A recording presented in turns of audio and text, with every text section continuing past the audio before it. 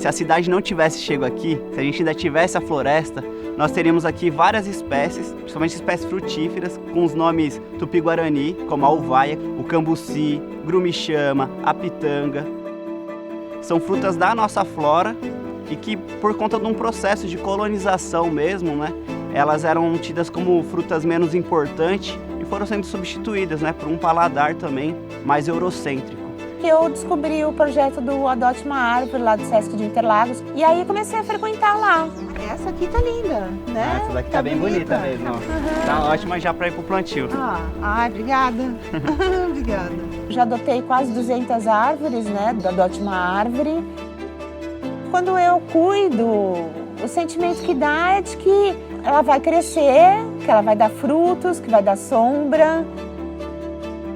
Uma transformação nesse espaço aqui, que nasceu devido à revolta que eu senti ao ver um monte de lixo sendo descartado na porta da escola. Eu falei, isso não pode continuar desse jeito, porque são meus alunos que estudam aqui.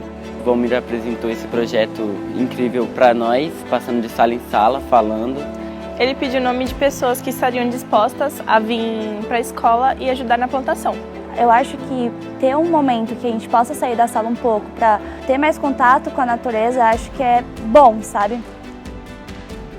As mudas do Sesc, quando chegaram, foram de manhã. Falei assim, nossa, quero que você cresça mesmo, porque daqui para frente você vai nos ajudar muito. Eu espero, com coração mesmo, que um dia a gente possa colher esses frutos.